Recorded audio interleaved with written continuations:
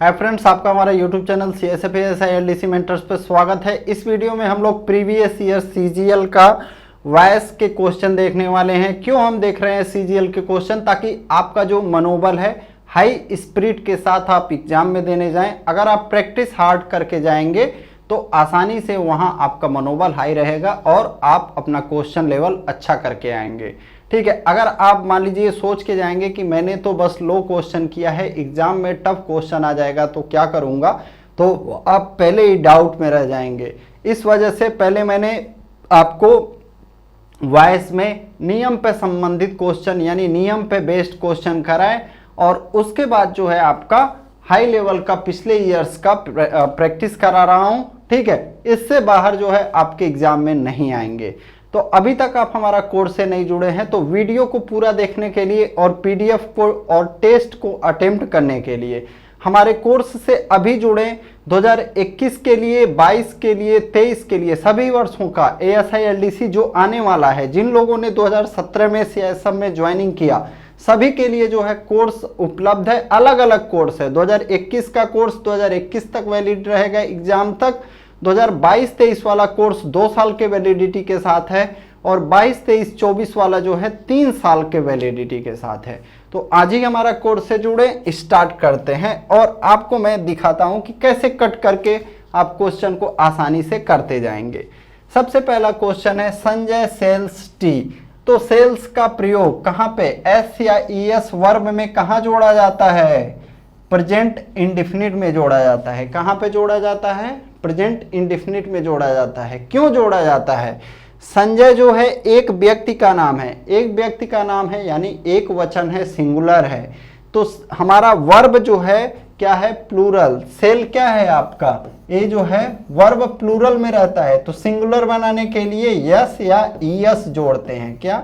S या ES जोड़ते हैं सिंगुलर बनाने के लिए। तो हमने S जोड़ा है। Sanjay sells tea. अब ए हो गया हमारा सब्जेक्ट। क्या हो गया भैया? सब्जेक्ट हो गया।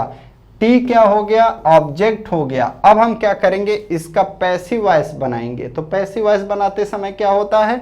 जो हमारा पहले ऑब्जेक्ट होता है वह बन जाता है सब्जेक्ट।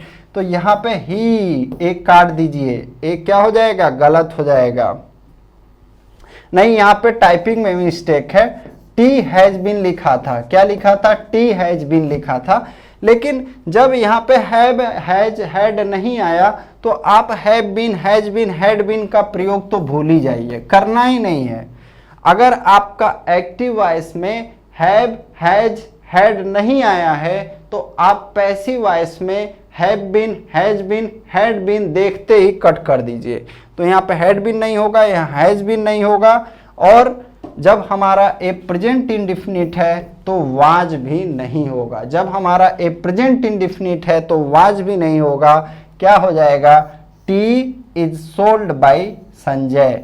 हम क्या करते हैं? ऑब्जेक्ट के आगे, मतलब सब्जेक्ट के आगे, पहले तो ये ऑब्जेक्ट था अब सब्जेक्ट हो गया, या तो इज का प्रयोग, या तो आर का प्रयोग, या तो एम का प्रयोग करते हैं। हमारा आंसर क्या हो जाएगा? 4th option. अगला क्वेश्चन है my sister has painted this wall. Has देखते ही दिमाग में आ गया क्या है? ये प्रेजेंट टेंस है। प्रेजेंट में भी कौन सा है? परफेक्ट टेंस है। तो जब हम इसको बदलते हैं पैसिव वॉइस में क्या करते हैं? इसके साथ बीन का प्रयोग करते हैं। या तो हैव बीन का प्रयोग करेंगे या तो हैज बीन का प्रयोग करेंगे। एक कौन निर्णय करेगा कि आपको हैव बीन का प्रयोग करना है कि हैज बीन का प्रयोग करना है? ये निर्णय करेगा हमारा जो सब्जेक्ट होने वाला है। कौन? This wall. दिस वॉल जो है क्या है? सिंगुलर है कि प्लूरल है? सिंगुलर है। तो आप इसके साथ हैव का प्रयोग नहीं कर सकते, इज का प्रयोग करना ही नहीं है, क्योंकि यहाँ पे आपका क्या प्रयोग हुआ है? हैज प्रयोग हुआ है। तो आप इज का प्रयोग नहीं करेंगे। अब वाज, पास्ट टेंस की बात तो एकदम करना ही नहीं है। जब ये हमारा प्रेजेंट में है तो यहाँ पे पास्ट टेंस को लाना नहीं है। वैसे ही 3 ऑप्शन कट गया, एक बच गया, यही आंसर हो जाएगा। अब पढ़ लीजिए, this wall has been painted by my sister. तो ऐसे आप ऑप्शन को एलिमिनेट करना सीख जाएंगे तो आसानी से कर ले जाएंगे। Did he call you. अच्छा, डिड का प्रयोग कहाँ पे होता है, किस प्रश्नवाचक वाक्य में डिड का प्रयोग होता है, तो पास्ट इंडेफिनिट में। कहाँ लिख लीजिए, पास्ट इंडेफिनिट में डिड का प्रयोग प्रश्नवाचक वाक्यों में होता है जब हम इसको पैसिव वॉइस में बदलते हैं। क्या, जब हम इसको पैसिव वॉइस में बदलते हैं तो डिड की जगह पे या तो वाज का प्रयोग या तो वेयर का प्रयोग करते हैं। यह किस पे डिपेंड करेगा कि हमें वाज का प्रयोग करना है कि वेयर का प्रयोग करना है, यह हमारे होने वाले सब्जेक्ट पे डिपेंड करेगा। हमारा होने वाला सब्जेक्ट क्या है, यू है, तो क्या हो जाएगा हमारा, यहाँ पे आर से शुरू किया गलत किया, यहाँ डिड से शुरू किया गलत किया, यहाँ हैव से शुरू किया गलत किया, तो 3 ठे ऑप्शन गलत कर दिया, तो बचा क्या, एक ऑप्शन बचा, इसी को पढ़ लीजिए, where you called by him. क्या, where you called by him.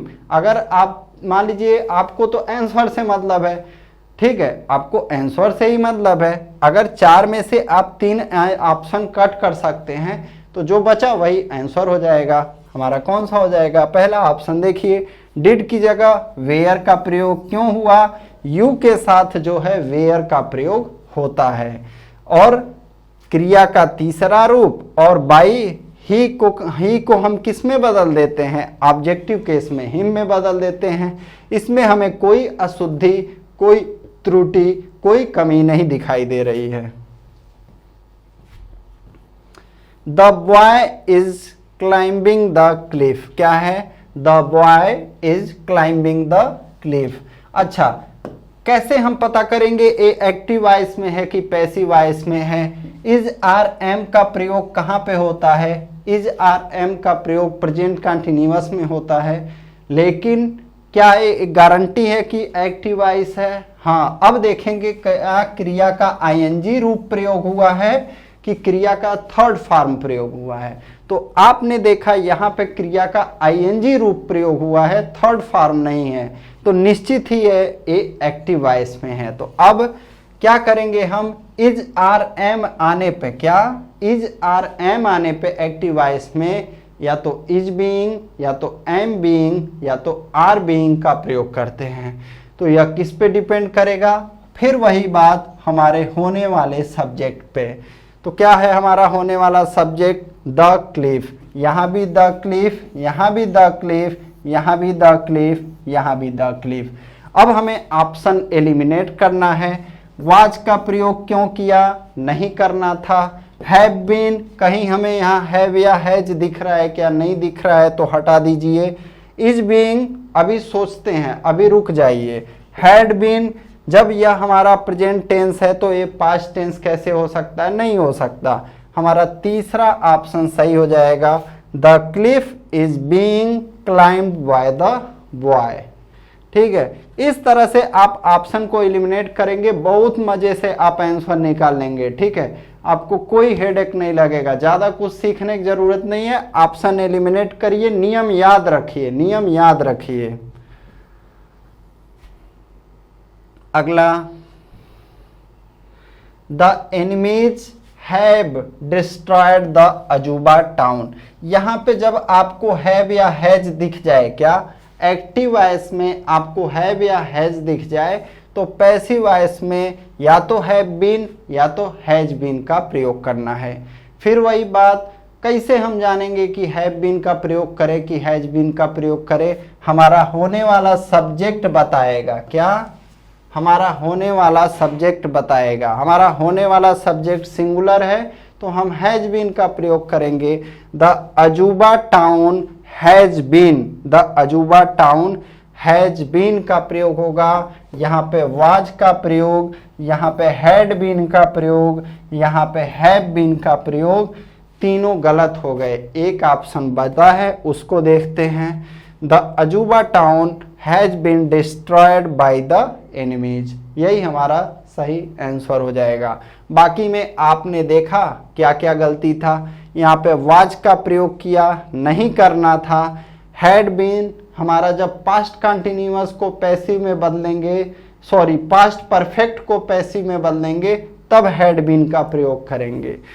Have been नहीं करना है क्योंकि यह हमारा सिंगुलर है। प्लूरल के साथ हैव का प्रयोग किया जाता है। अगला है Rohit had written an essay on pollution. तो देखिए